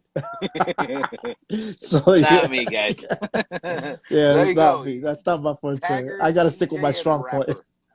Nah, don't put that out there. Don't put that out It's there. already out there, bro. Yeah, yeah, Dropping this underground track, guys. Coming at you, Gargamel, yeah. bro. That's dope, dude. Chicano rapper Gargamel. Nah, nah. Coming out with Night Out and Little Ron Yeah, coming at you. yeah, yeah. Pocos peros locos. uh, we need a late night house session on Rebel Days from Gargamel. Yes, DJ Hardcore from Rebel Days. Yes, Hey, we shout out do. to DJ Hardcore. Let me say shout out to DJ Hardcore because he's the person that really made me want to do this because I know he's part of your crew. And during the shutdown or whatnot during the pandemic, I would do these live streams. And DJ Hardcore, he would check in pretty much every night I would do those, bro. And I was like, yo, man, I got nothing but love for hardcore because I would start like at the most random times, like at 2, 3 in the morning, and he was there to support and stuff, you know. So mad respect to hardcore, you Yeah, know. that fool don't What up? sleep, bro. That fool, we call him the Prince of Purgatory, aka the President of Rebel Days, bro. That dude's fucking insane, and I'm super. I like literally. I met him doing this. Like he's from What? Cali, and then I saw him in his little dungeon. We call it the dungeon where he DJs. And I'm like, this guy's fucking insane. Where's he from? Oh, he's from in Vegas. I'm like, I'm gonna find this motherfucker. And then Rafael Garcia found him, and he's like, yo, you want to kick it with us? He's like, yeah, let's kick it. And we've been there. We've been there ever since. Like love at first sight, bro, with that guy. That's what's up. Mr. Fellows says, what was your tagging name? We don't say that, bro. There's cops on here. Yeah, yeah, yeah. We don't want to indict ourselves. Yeah, next Yeah, bro. question. Next question. We'll say it was Gargamel.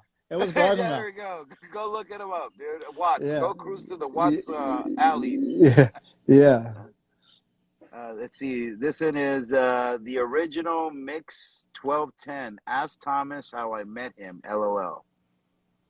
Oh, Mixo. Yeah. Yeah, Missed that. Oh, there. Mike. Yeah, that's LaRock's brother.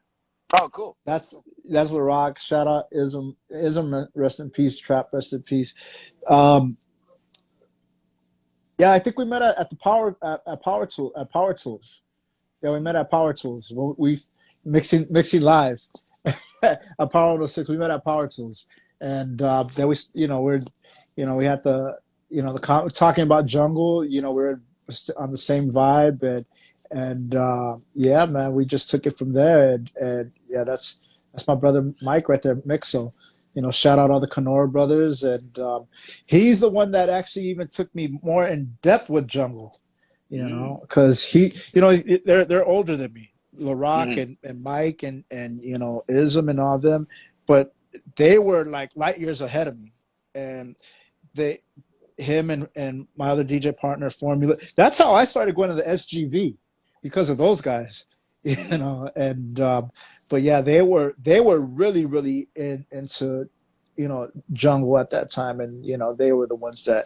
You know, we were together at that time, like maybe like 3 days out of the week and shit, bro, going to fucking Aaron's, Martin's Records, and all those types of record stores back in the day that aren't even around anymore.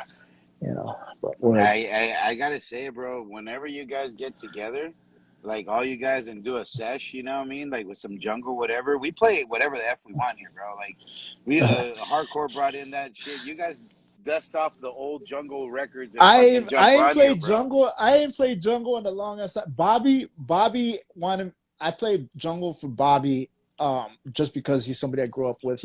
I played Uh, it for him on his live stream, but I ain't played that stuff in a long time, bro.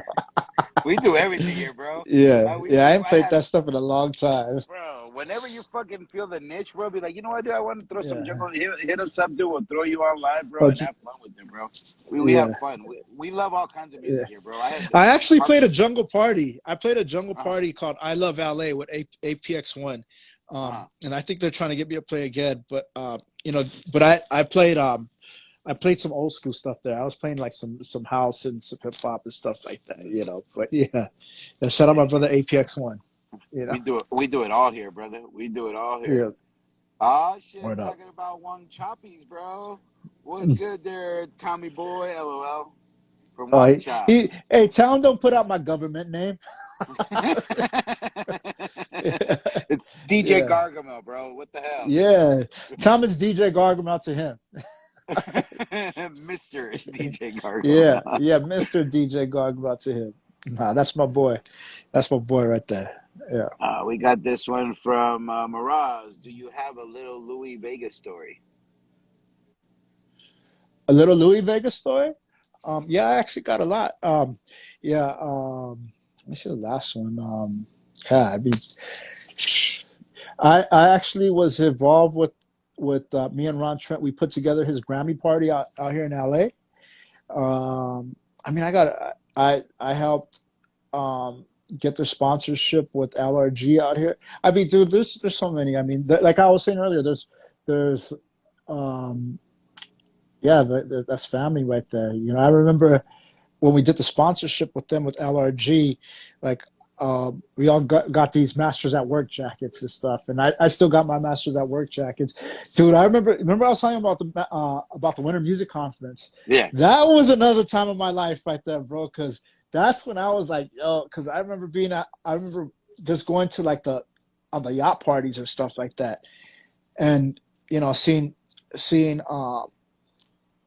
Little Louie, Jazzy Jeff, and Kenny playing all at the same time on a yacht in Miami. Imagine that, bro. Like you're just like you're on a being in Miami, bro, on a freaking private yacht with Little Oof, Louie, oof. Kenny, and but this was something that we started to do every year, and yeah, nothing but love for Louis, and then also respect to my brother Ralphie Boy, who was his manager at that time, because he was the dude who always made sure that I was good, and also respect to my brother Moses, who was his last manager as well, because they always made sure I was good, and but the one who really took care of me and still takes care of me like a little brother to this day is Kenny.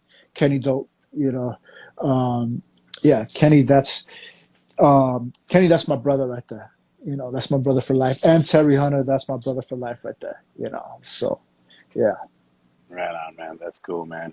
Hey, man, when you make those connections with people, bro, sometimes you just make them. You don't even know, bro, that's going to happen. And then here you are, you know, miles away from each other, and you have this connection that you create with people. It's fucking amazing, dude. It's fucking dope.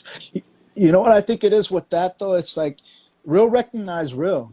Yeah. That's how I always felt about it. They see it in you. They see that what it is. And one thing that I tripped out on that because the Winter Music at that time, that was like the epicenter, bro. Like everybody from around the world who was involved in that, in the industry, like whether it was jungle, drum and bass, trance, whatever, they were there. And Miami is pretty much kind of like three blocks. You have Ocean, Lincoln, and Collins, and you'd be just chilling in the restaurant, and you'd have Louis on this side, you'd have Armand on the next side, just sitting on tables and stuff, eating, like dinner and stuff, and you know it's a whole different vibe, a whole different feeling, and this is going on every year, and that's how you start to develop relationships with these people. But one thing, I guess my point to that is, I never really felt a presence from LA there. You know, like Hmm. there'd only be a handful of people in LA there and shit. You know, and but my thing is like I love this music so much that dude, even if I was broke at that time, I'd put everything on the line just because I was like, yo, this is what I want to be around, Hmm. you know? So like I was like 22, 23 going on, and I'd like, yo, these are the people who I want to be around, you know, so yeah, that's how I It, developed that. it's Nervous at Denny's, that's right. it's crazy that you mentioned that because you say the winter, the winter, and I'm thinking as soon as you say winter, I'm thinking beanies. I'm thinking, coats, and you're over here with on a yacht in winter Oh from the yeah, brother. summit with nalgas sueltas everywhere, bro. Like enjoying life, bro. Yo, That's bro, awesome, bro. because even though it's the winter, it kind of hits like during the spring, Uh, and yeah, it's crazy. It kind of hits like on the cusp of spring break. You know, it's crazy because I remember when Ultra started to hit, then you had spring break, Ultra Fest, and it just became crazy, bro. It was wild, you know. Um, but yeah, man, you know that was, as a matter of fact, Bobby Wong went with me a couple. I think like 2 years. He probably went with me to the Winter Music Conference, and I remember one time two of our buddies got arrested out there for having some weed, and they had to stay longer. oh, They got left out there. that's Yeah, crazy. They're like, sorry guys, yeah. you ain't making it back. Yeah, I was like, yo, Uh, that I told you guys not to bring that shit. Here we got Mixo says 5 all-time vinyl that owned that you never traded. Wow. I would say that it'd probably be like some of my first records that I bought as a kid. Um, Probably like Samba, House of Gypsies. That's definitely one. Play at Your Own Risk. Um, what else? Um, Let me see, Play at Your Own Risk. I remember getting that record as a kid. I remember when I was a kid getting uh, what is that? Ain't Nothing Like Hip Hop Music. But I got that at at like a Special Olympics, and I used to play that record all the time. Groovy Chill, surprise, Groovy Chill. Um, like in regards to like some house stuff. Oh, uh, Coco, and uh, the Feel It record. That was another record. Um, uh, the Turntable Orchestra, the 2-3 Break. Those were some of the first records. Yeah, yeah. And I mean a lot of the hip hop records, but those records were special, you know, So because they were like some of the first records I had as a kid, you know. That's crazy, dude. You still have that shit, bro.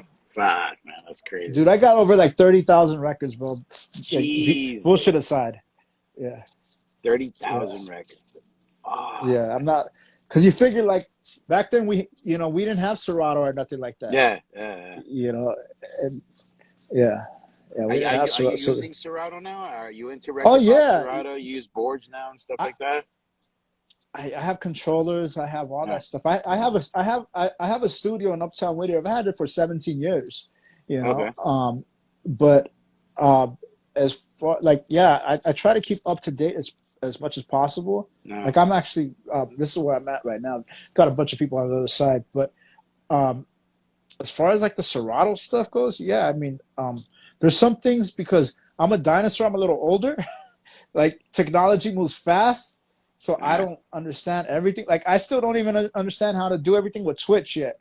I'm like, I just put my camera on, or I don't know how to do all the effects and stuff like that. I'm like, man, I just want to DJ, bro. I don't want to Yeah, do all this yeah, crazy yeah. stuff. Yeah. Like I'm like, yo, dude, like, So, but I'm not on the record box yet. I'm on Uh-huh. Serato, but I don't know how to do all the record box stuff.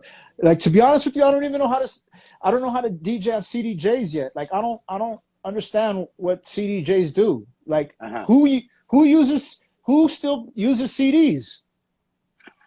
It's not like 94, bro. Like, like you could do the same thing with a controller. Like, every time, what do you need a $1,500 one? What do you need? Why do you want to spend $1,500 on one CDJ, bro? Like, I don't know. Me personally, I'm like, yo, what the hell, a CD? Like, what are you gonna go and pull out all your CD books or what's up? I don't know. That's just me. Like, I just think practical. Yeah, yeah. That's just me. That's like me trying to use a. You can't even get me to play vinyl anymore, bro. Like, cause I'm like, yo, dude, my back hurts. Yeah. But yeah, I use show up with a little fucking stick or your little fucking bag with your board, and that's it, or your computer, and that's all, bro. Like, nobody's carrying your records anymore, man. Yeah. That's when I stopped going to clubs, where I used to have a bunch of buddies that were DJs. The way I got in for free was like, oh, I'm with the DJ, I'm carrying his bag of records. But now they walk in, it's in their pocket. They're like, fuck, dude, I got to pay now. Fuck that. I think the thing that stopped me from like play, I was doing like a lot of like the club circuit at that time. And I was getting a lot of my records from the record pools. And after that, I was like, yo, dude, I'm not about to spend all this. Cause after that I had bills to pay, so I couldn't just, spend all my money on records. So I was like, yo, dude, I got to figure something else out, because I'm not getting my records from record pools no more. Like, so I was like, I'm going to go to the Serato route, so yeah. It saves time, money, and pain in the back, bro. Like, those records are not light. Yeah, they're not light at all, man. This one's from Ricardo Garoni. Says, who was your DJ idol growing up? I mean, I had a lot of them, but on the hip hop tip, one of my big brother Aladdin, Orlando, Mr. Flashback, who else? I mean, as I got a little older, people like Hubert, Rock Raider, J Rock, and then as I got more into, of course, Kenny Dope, Little Louie, and then I started going to, like, when I was going to Miami and started, witnessing things like the shelter parties and hearing people like Timmy Regisford and those types of people, my taste of music started to change. Definitely Ron Trent and those people like that. I mean, experience. I mean, if anybody ever gets to go to, like, I know it's changed a lot, but like the shelter or anything like that, like those are the people who I started to look up to. Even like David Morales and those people, like that's where I was essentially where I got to a point to where I was just like, yo, these dudes are really, controlling it, like, playing 5 hours straight and stuff like that, but just vibing out and shit, so that's what's up. Yeah, the vibe is strong, brother. The vibe, when you're in, bro, when you're in the zone, you're in the zone, bro. Nothing changes. Yeah. I mean, with them, though, too, it's like, because they were taking it all over the place. They were playing Latin music. They were playing, funk. They were playing, and that's when I was like, yo, like, they're playing disco. They're playing, early electronic music and things like that. And I don't think we don't really do that too much out here in LA. Mm-hmm. Not too many DJs could really make that happen in a club environment. But talking about that, because we are always looking at evolution and what we got to do and stuff like that. Sometimes you can't even do it in clubs anymore, bro. It's like you walk in, it's like, I want you to play this kind of music and this kind of music, and that's it. I'm like, but we're the guys for the night. I don't care, but you're playing this and this. We don't play this.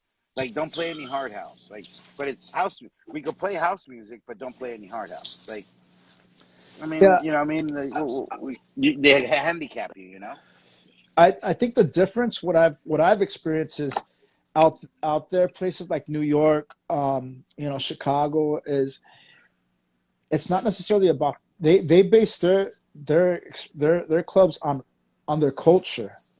Mm-hmm. They base everything on their culture, Right.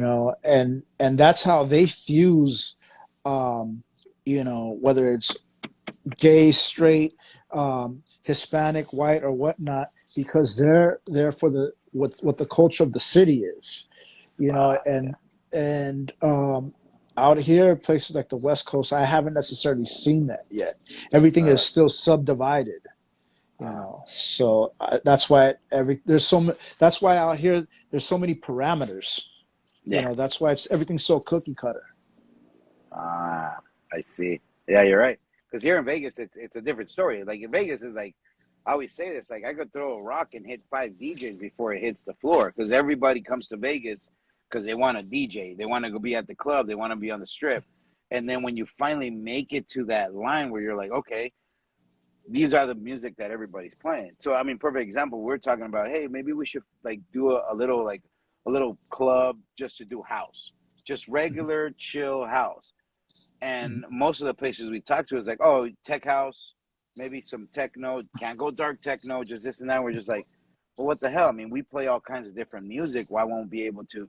It's the same genre, but it's just different. We want to do maybe filter or maybe hard or deep. No, we only play tech house and we only play this. It's like, you're killing it because we do not have a culture like that here in Vegas. Culture of Vegas is you're here 6 months, you're gone. You know what I mean? It's a revolving door in Vegas. And I see what you're saying about like how they cater. Like in Chicago, you go to a house spot and it's a house spot. You know what I mean? It's not like, oh, they only play a house from 2 to 3. No. It's a house spot to go and party, I So mean, my partner, one of my business partners, Wayne Williams and Terry, Chosen Few, they'll have 40,000 people at the Chosen Few picnic, all ages, just listening what is considered house, everything yeah. from disco to modern day stuff, and it's like because that's their culture. Mm-hmm. That's their Yeah. culture. And what we have to realize is that we have a culture here in LA as well, Mm-hmm. but we're not tapping into it. We're just tapping into, the club side or the money or how much we're going to get paid at the end of the night. You son of a bitch, you. Yep. You're right, bro. You're right. You're right. That is true, bro. That is true. You forget the passion of it. Yeah, Chicago is fucking huge, and you said Chosen Few, is that the MC? The No, Chosen Few? Chosen Few is actually the DJ collective with Wayne Oh. Williams, Alan King, Terry Hunter, Jesse Saunders. So they're pretty much like the foundation of house music out there. No shit. Okay. And Yeah. dude, those guys, I obviously with Instagram and YouTube and all that shit, you get to see all that shit.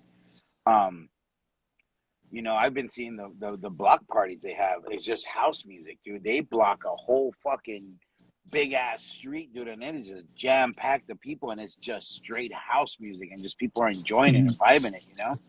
Yeah, understandable. I see where you're coming from with that. Yeah, it's not the next payday. It's the passion. You gotta have it. Like that, dude. This one comes from Tudo. What year did you play on Power 106? I was like 16, so maybe like 97. I played on the Jerry's on there. He'll tell you. Yeah, ask Yeah, Jerry. it was a He's long. on. Yeah, that was a long time ago, bro. It was in the 90s. It was like mid 90s or something like that. I don't know. Yeah, I was a kid.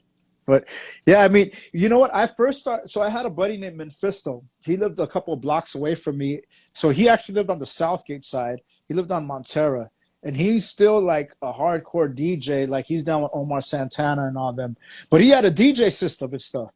So I remember the first Power Tools contest. I went to his house to record our mixes, and then we drove to Power 106. Him and my buddy Oscar, because he had a rabbit car. And so I remember we stood up right there in Watts just to, to hear our names. And dude, that was a feeling in ourselves. But that Power Tools contest got canceled because Power Tools got canceled. And Jerry was, I'm pretty sure Jerry remembers that because that year Power Tools got canceled.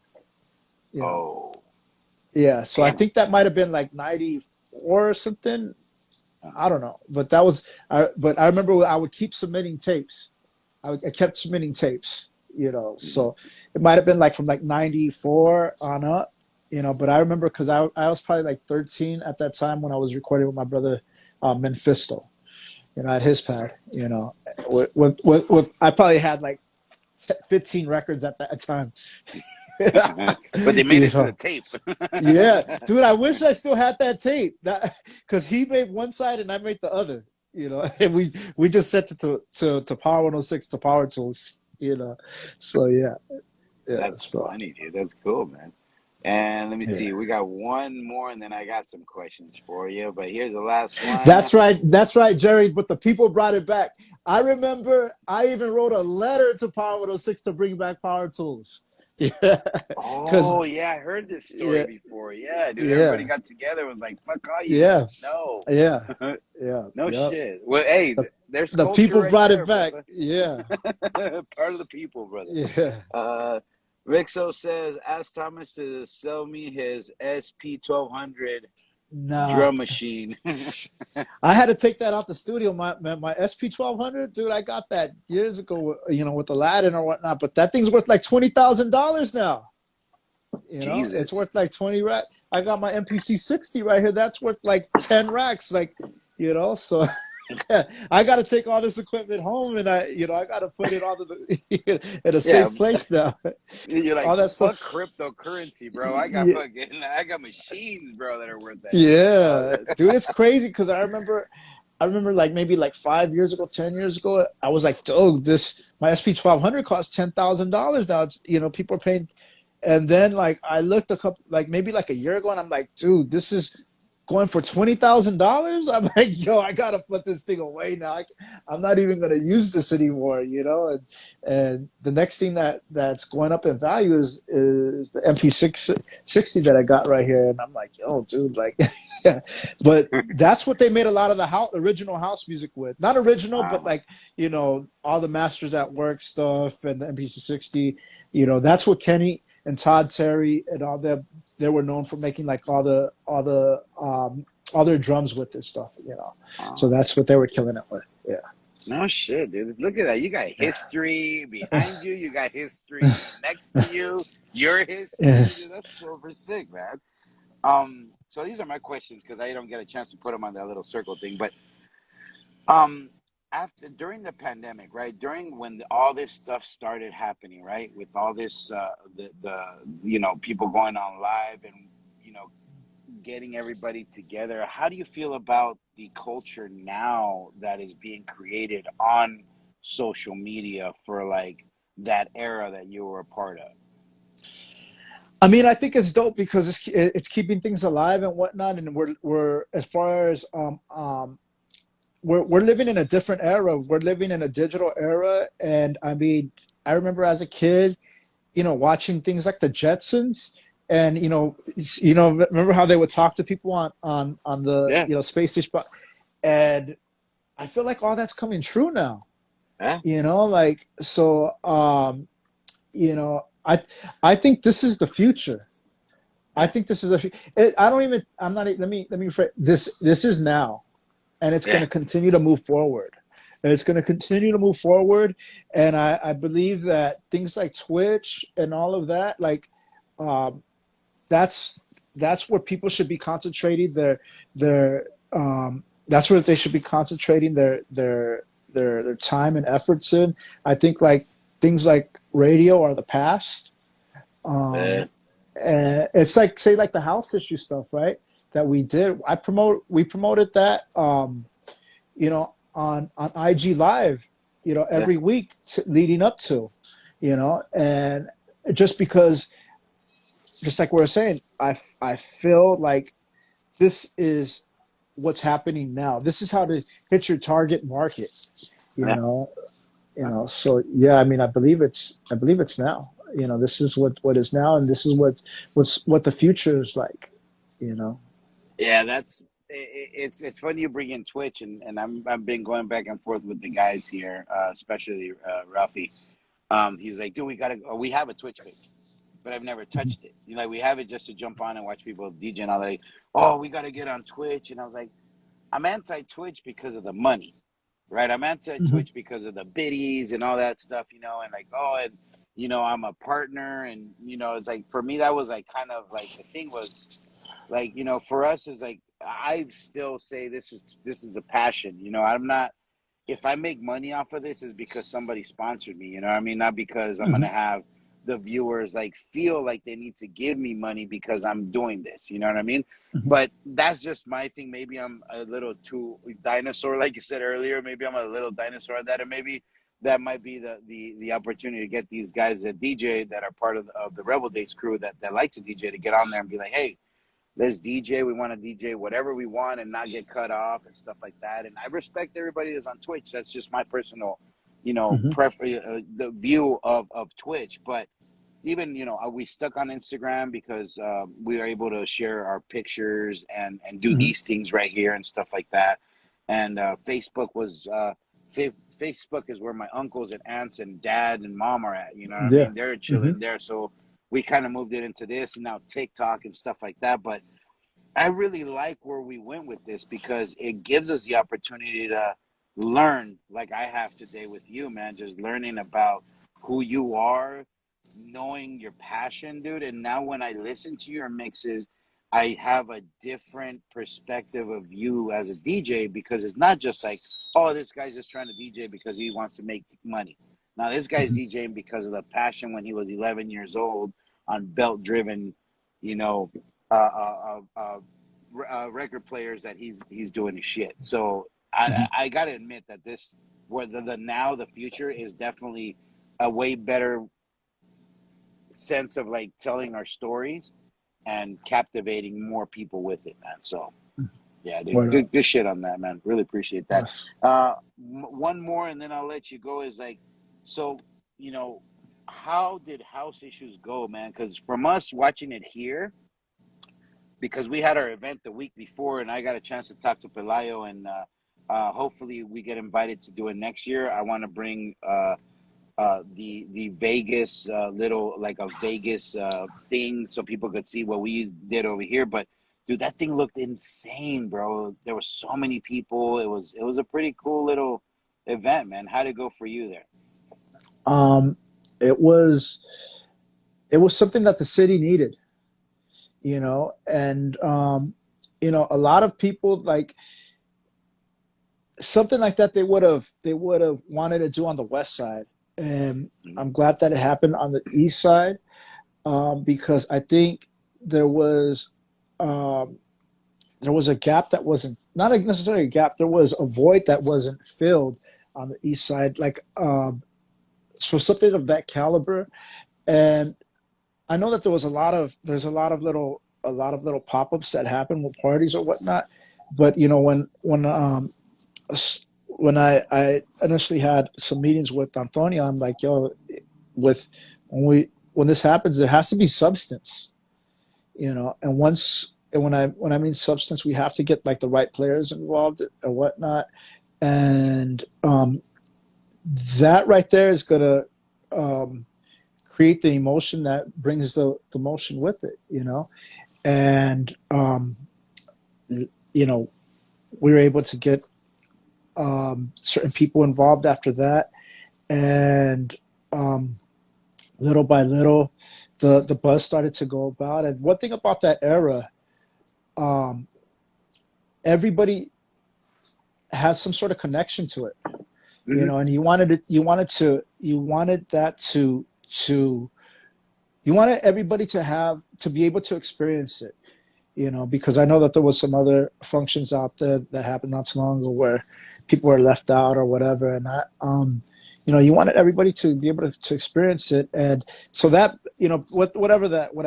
But that night, what I'll say is that you had everything from the left to the right. You had gay, straight, um, you know, people who were, had I seen like people that were bikers or whatever, um, people that were rebels, people that were ravers, people that were businessmen or whatever now. And then you had people bringing their children, and that were all of a sudden let all that go, right? They let all that go for that night, and became they were reliving what they experienced as a kid. I seen a girl that was dancing on stage, and I was like, "Yo, man, this girl must have been locked in the cage since she was, since she first got married." But yo, she was, man. Like when I see people dancing, and I'm like, "Yo, she's that."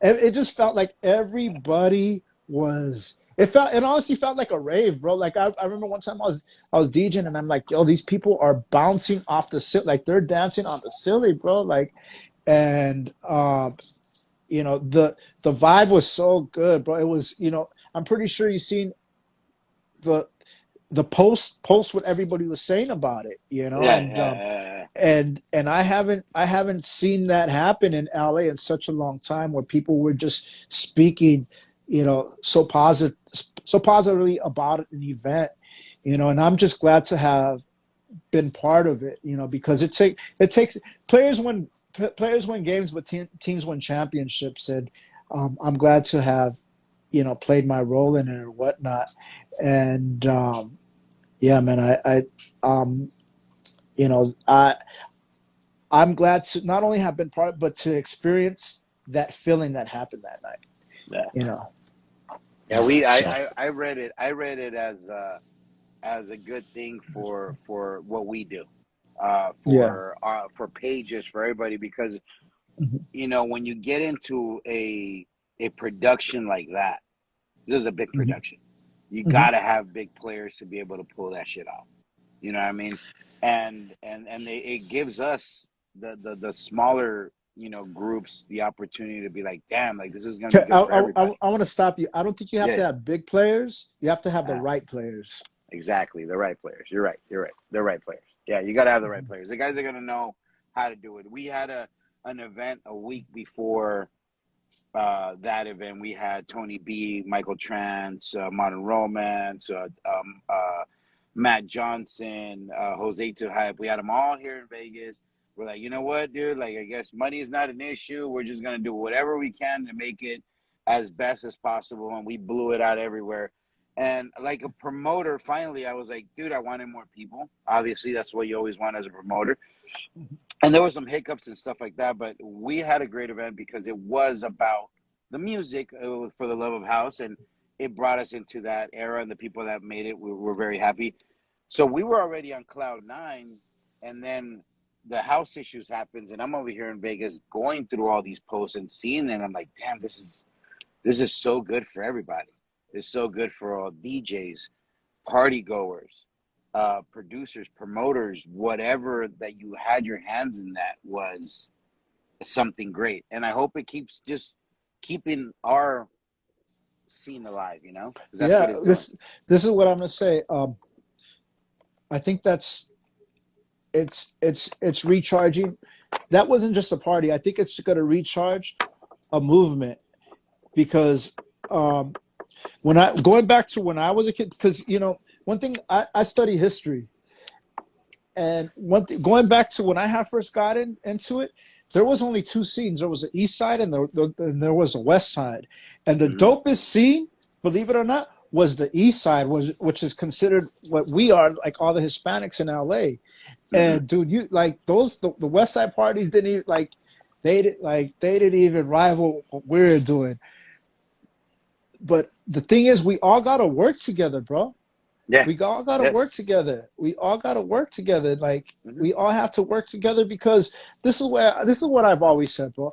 Unless you've made $1 million in this game, or you have platinum plaques, you know, humble yourself. You got to Mm-hmm. humble yourself, bro. Like, you know what I mean? Like, you ain't no big dog. Like, that's why even like myself, I try my best to humble myself because I ain't made no $1 million off this game. I don't have platinum plaques off this game. So we at the end of the day, until all of us on this playing field have done that, yo, chill out, you know, Hey, that, So hey, that's 100, bro. I agree with you, dude. I always say this, dude. This happened in 2 years. We're here. This shit could go like I know how history, because I'm a history nut. I love history, and what it shows you is that right before the pandemic, everybody's throwing 80 parties and doing 80 stuff and dressing like the 80s and stuff like that. Well, guess what? Now it's the 90s, and guess what? It's gonna die again. So why have to fight and argue and think you're the shit, dude? It's in 3 or 4 years, we're on to the 2000s, man. You know what I mean? And everybody's going to forget about this. Unfortunately, we'll hold on to it as memories, but progression. You know what I mean? And it is what it is, brother. It is what yeah. it is. Brother, I want to say thank you so much, bro. Like, this was even more than what I expected from you, bro. Like, I expected to listen to your stories, but the passion that you have, dude, comes out of this fucking phone like crazy, bro. And I appreciate you taking your time to chill with us here, man. Anything you need from us, man, please feel free to reach out. You know, Hardcore, myself, Ralph L. Dude, anything, however, you're in Vegas, you want to chill, you want to go get a taco, you want to spin at the fucking dungeon, hit us up, bro. What up? We're all about it here, man. What Appreciate up? your time, man.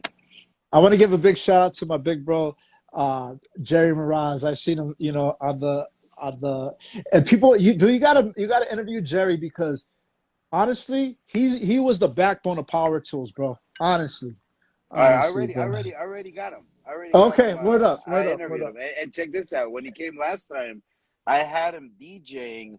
We do street DJing here in Vegas. Like us as Rebel Days, we'll go and Word. set up at a fucking downtown somewhere at the middle of the night DJing, and Jerry Mirage shows up, bro, and he's like, we set it up, and he's DJing on the fucking corner of Colorado and Main Street downtown, like.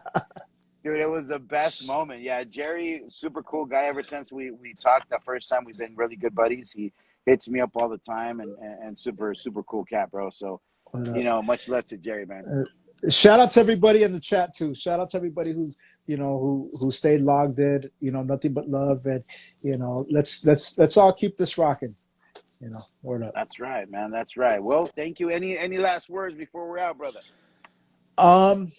Man, I mean, just everybody, nothing but love, and let's continue doing this. I mean, let's continue the mission. Let's continue the mission. So It is a mission. Remember, keep it all here. None of us are millionaires, and none of us have platinum plaques, dude. I like that, dude. Yeah. Let's just keep at it, man. Let's just keep pushing until we can't push it anymore. Exactly. Ladies and gentlemen, I'm super. Thank you very much, DJ Gargamel. I really appreciate your time. Everybody, thank you for showing up. Thank you for taking a part of your day to come and chill here with us at RebelDaze702, the Gargamel, Greece. Have a good one, guys. What up? Shout out to my brother Henry, who's part of House Issues. He's logged in too. All right, on. Yeah. All right, House so Issues. one right, love, guys. everybody. Peace. Later.